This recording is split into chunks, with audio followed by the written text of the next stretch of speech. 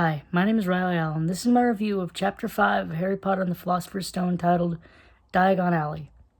The chapter starts off with Harry being his pessimistic self, thinking that the events of the last chapter were just a nightmare or a dream because it was too good to be true, only to wake up and find out that it is true. He gets his first taste of the Wizarding World by having an owl deliver Hagrid the news, and Hagrid having him pay for it.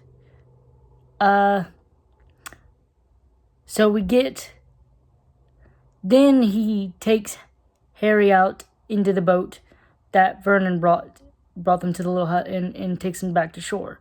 Harry asks Hagrid how he got there, and he says he flew. Now, knowing what we know about the later books, it's kind of, a safe bet to assume that he flew on a Thestral and then he just sent it back to Hogwarts, but I like to imagine that he Mary Poppins himself over there in the middle of the storm with his pink umbrella. I'm Ruby as Hagrid. Just floating down with his pink umbrella. Well, we get some exposition, a little bit of exposition. We find out what the Ministry of Magic is, and that's their version of the government. We find out who Cornelius Fudge is. We're not going to meet him for a few more books, but we do find out how he's known to be useless, at least in Hagrid's opinion. We find out about Gringotts, the wizarding bake run by goblins, and how you'd be mad to rob it. We find out about dragons and how Hagrid really wants a dragon. The way that it was written, even when I read it the first time, I was thinking, oh my God, is Harry going to rob Gringotts? And I was also thinking, oh my God, is Hagrid going to get a dragon? Of course, with future knowledge involved, I know that both of those are true. But I wonder if she always planned this. Like, did she plan like Harry robbing Gringotts, or was this a reference to what would happen later in the book with Quirrell? I'm thinking it was a reference to Quirrell, but Well, they get to the Leaky Cauldron, which is basically the starting point to Diagon Alley, and Harry's basically flash mob because he's like the wizarding version of like some child celebrity. And Hagrid does nothing about it. He's supposed to be protecting this kid, like, again, with future knowledge involved, apparition. One of these people could have easily snatched up the kid and booked it. And Hagrid wouldn't have been able to do anything because he was allowing all these people to shake Harry's hand. We also get Dedulus Diggle, another reference to Dedulus Diggle. I don't know if I'm saying that right again. I really don't.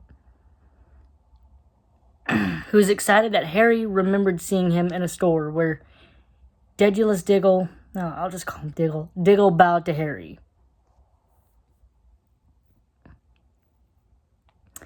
We then go to Gringotts and we meet the goblin named Griphook. He'll pop up again, I believe. Well, they go on this, what is basically a roller coaster of a cart to get to Harry's vault. Harry enjoys it. Hagrid does not. Then they go get the you-know-what from another vault, which Hagrid was sent to retrieve for Dumbledore. Then they go get outside back from the roller coaster of a cart, and Hagrid says he needs to go to the Leaky Cauldron to get a pick-me-up. Like, dude.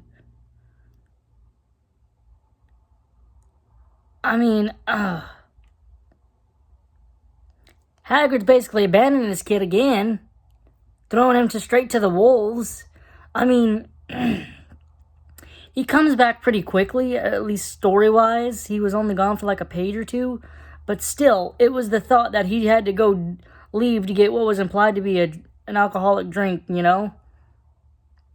Well, while Harry's in Madame Malkin's getting his wizarding clothes and his cloaks and stuff for school, we meet Draco Malfoy. And right off the bat, JK wants you to know that this kid is not likable. Just acting like a complete jerk, you know. I mean, granted, he's probably parroting what he's heard from his parents. But still, you know. Well, we also get some more exposition on Slytherin, Quidditch, Hufflepuff, Slytherin, and Hufflepuff being two of the houses of Hogwarts. And then we get the exposition of there has never been a witch or wizard from Slytherin that ain't gone bad or something like that. And I'm just, you know, I don't know why Hagrid said that, because at that point he knew one Gryffindor that went bad, or at least he thought went bad, Sirius Black. He also at least knew of a few Slytherins that didn't go bad, unless I'm missing something, and Hagrid and Slughorn have some eternal beef that I'm not knowing about. Maybe Slughorn hated Hagrid as a student or something, I don't know. And then Hagrid just calls Hufflepuffs like a bunch of duffers, I don't know what, or something like that.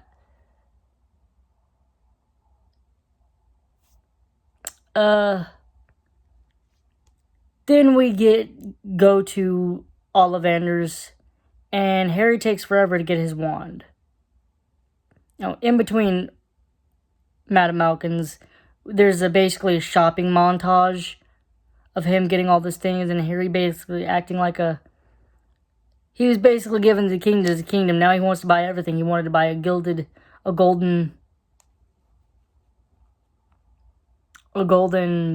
cauldron. Hagrid luckily did not let him do that, but Hagrid did get him a snowy owl name Harry would later name Hedwig. Then we get to Ollivander's, the wand shop, and Harry eventually gets a wand that is a Hollywood wand with a phoenix core, which is I think 11 inches. And it's important because it was the brother wand of Voldemort's wand, which gave Harry his scar. Harry basically leaves the shop uncomfortable. Hagrid gives him somewhat of a good pep talk, then sends him on his way alone on a train back to the Dursleys. I'm just going to chalk that up to something that happened in the 90s, I guess, you know?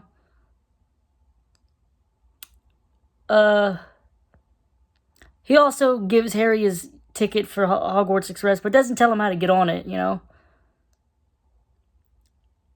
Overall, this one was kind of a nothing chapter. It served as an introductory to more of the wizarding world, some of the things Harry's going to need at school, his wand.